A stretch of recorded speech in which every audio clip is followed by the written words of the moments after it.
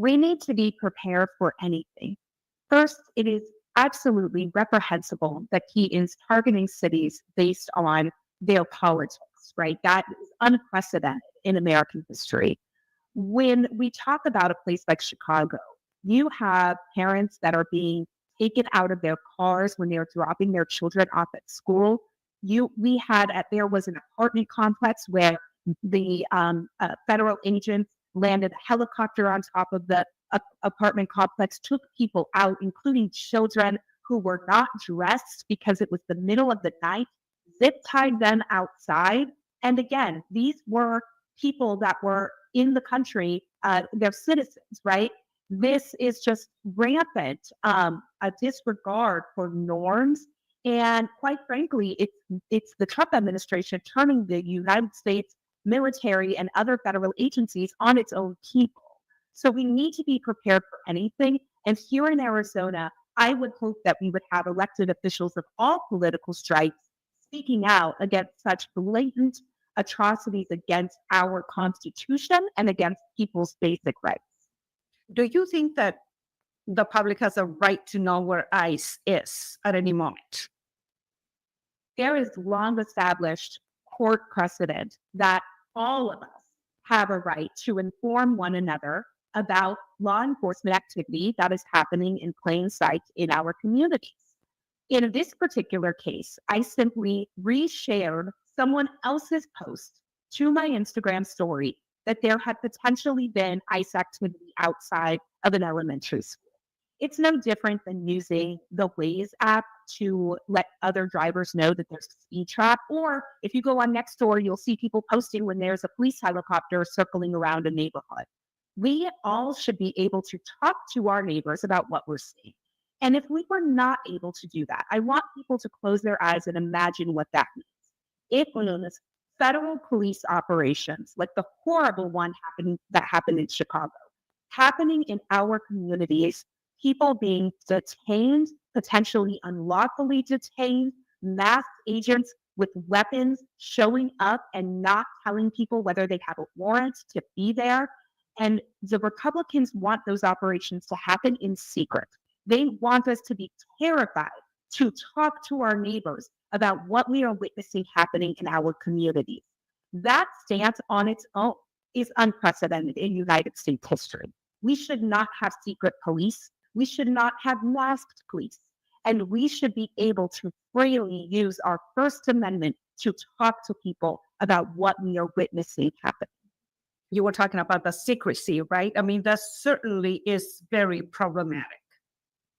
The masks are unsafe for both the community and law enforcement. It boggles my mind that anyone would support this idea of masked agents, because we understand that there's an issue of safety, right? However, local police, federal judges, politicians, we all have dangerous jobs where we operate with transparency, with openness about who we are, what we're doing, and with law enforcement, what agency they might be representing at any given time.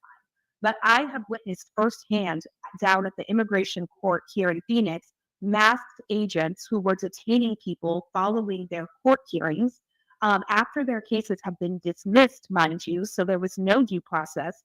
And they were detaining these folks, and I asked them, I am an Arizona state senator. Do you have a warrant for this person? Will you please tell me what agency you're with? They would not answer my questions. We had already seen instances of bad actors impersonating law enforcement to cause harm and to commit crimes.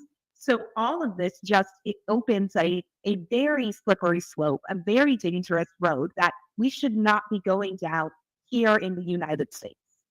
And that's one of the complaints as well from Republicans and others, that by outing the agents, they're being put in danger. Do you think ICE agents are in danger right now? If you're in need of a new air conditioning system, by not watching this video, I'm telling you, you're going to cost yourself It is already a very serious crime to commit any sort of harm to a law enforcement agent, right? There are already accountability mechanisms for that. And that should absolutely not be happening. But what we know to be true is that local police and other federal agents operate without masks, with their names and badge numbers identifiable all the time in our communities. They carry out very dangerous operations in our communities, and there are mechanisms in place to keep them and their families safe. We should be trusting in those mechanisms that have worked for all of this time in United States history. So that is just something that we are hearing that, in my view, does not have a basis when we see how many local law enforcement agents are able to operate, carry out their duties, and remain open and transparent and accountable. And that is where we need to be right now. We need to have that openness and transparency, and we need to understand that there are already mechanisms in place to hold anyone that tries to hurt any person, right, or a law enforcement official accountable for those crimes, right? That is absolutely something that we already take seriously as a country and as a community. The ethics investigation and the fact that they want you out of the Senate, that was a few weeks ago. Have you heard anything about that? What has been the outcome? Not at this point. We are currently in recess from the legislative session. Anything could happen, right? We have President Warren Peterson calling for me to be arrested and investigated by federal agents, again, for simply exercising my First Amendment right to inform my community of what was in plain sight in public view in the community. That is chilling. That is another circumstance of political prosecution that Arizona Republicans are openly cheering for, and that should really horrify all of us. On the other hand, you have Senator Jay Kaufman, who is calling for me to be expelled from the state Senate, and if he does not have the votes to expel me, he wants me to lose my access to the building. He wants me to lose my committee assignments, my parking space, my assistant, and my office. Now, I want to be very clear. All of those things belong to the people of Maryvale and Glendale, the people of Legislative District 24, who chose me to be their voice in the state Senate. So he wants to disenfranchise an entire district of their representation, again, simply because I reshared someone else's Instagram post about publicly available information of potential activity outside of a school. What has that meant for you on a personal level? Because I know that has come at a great risk to you. How do you take care of yourself? Have they given you, by they meaning state government, provided any kind of personal security for you? Well, as I told you, when you invited me on the podcast a few weeks ago, there was serious threats that were coming into my office. We were receiving horrifying voicemails from all across the country, as well as, direct threats on social media. We did share all of that information with the Department of Public Safety because we need to take every threat seriously. It is very disgusting that we are at this place in American politics where we have to fear political violence. And unfortunately, those threats did not stop my colleagues, Senate President Peterson or Jay Kaufman, from continuing to spread lies about this circumstance, to put a target on my back and incite violence against me. It's just horrific. And I expected better of my colleagues once these threats started to ramp up, to just recognize that we need to tone down the rhetoric, because it is no joke to play games with people's lives. And unfortunately, they are continuing. We have a representative in the House, John Gillette, who called for the execution of a congresswoman, and we have not heard a single word from GOP leadership to condemn that kind of rhetoric. So it is a very scary time. I have taken measures to increase my personal safety and to have personal security around me. So that's unfortunately where we are. Clearly is being targeted to intimidate you, to scare you and people like you who represent a predominantly Hispanic district, if I remember correctly. What does that mean for the future of our democracy? Yes. Well, it sets a horrible precedent for our democracy. And I do want to recognize that we've already seen the worst of the worst in terms of consequences. We saw a sitting legislator in Minnesota, Melissa Fortman, assassinated earlier this here by someone that impersonated law enforcement who went to her home.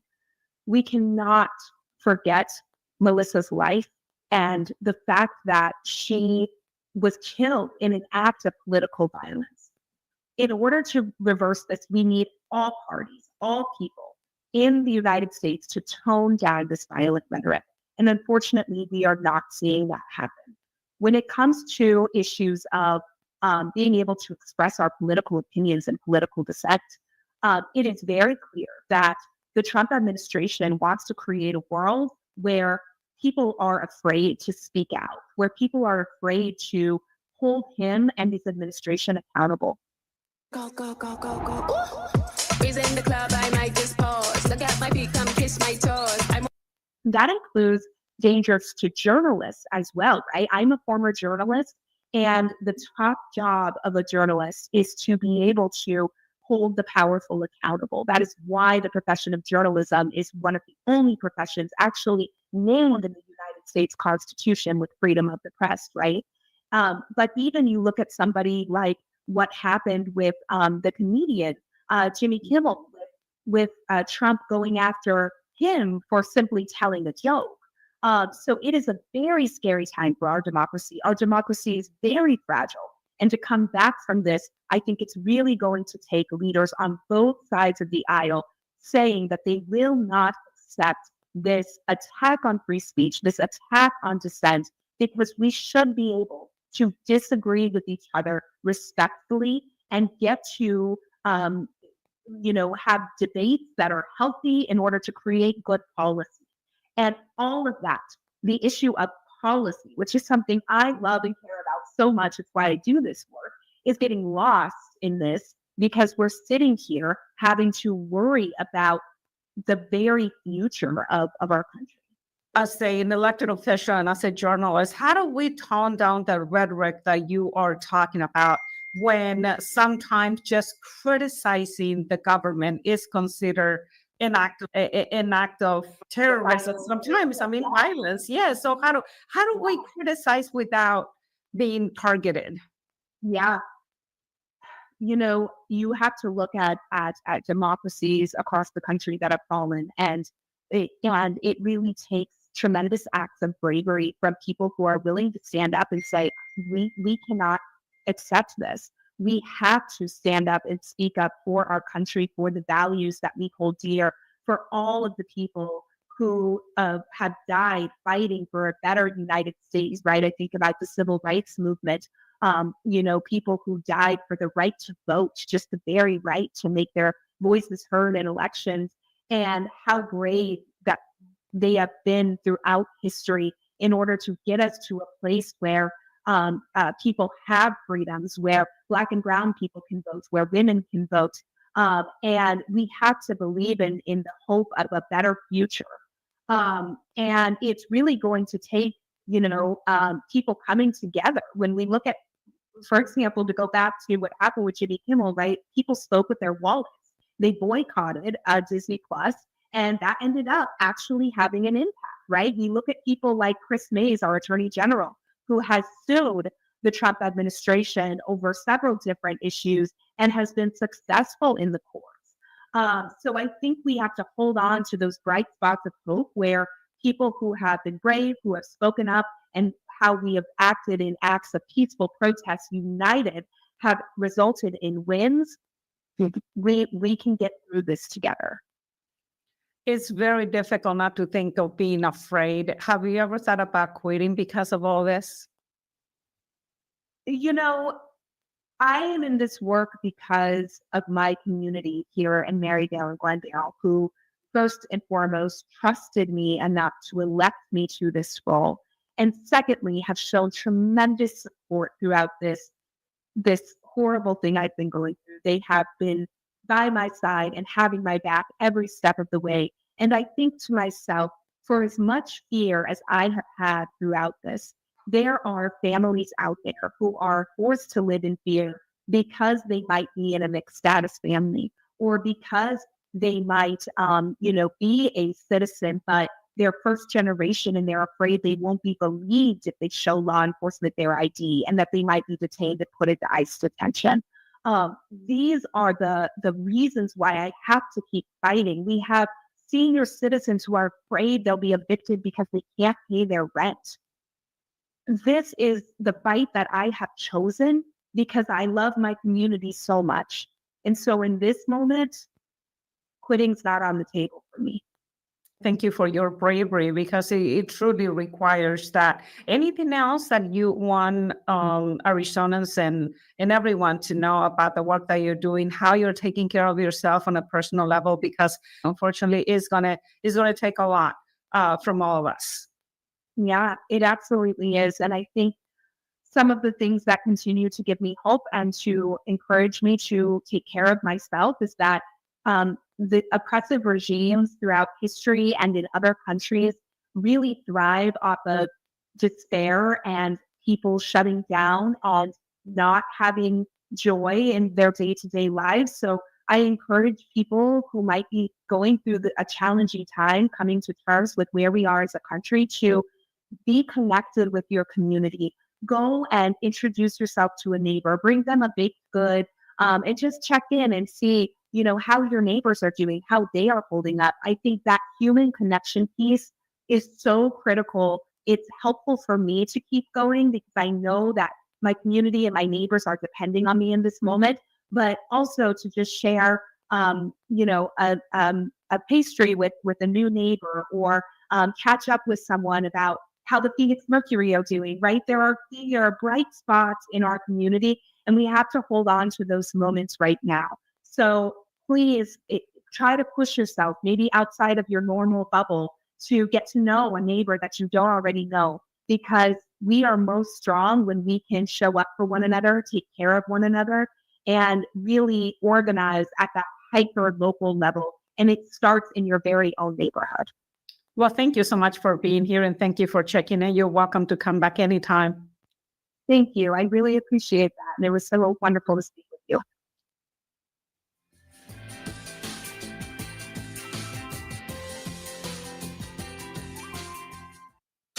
Somos La Onda 99.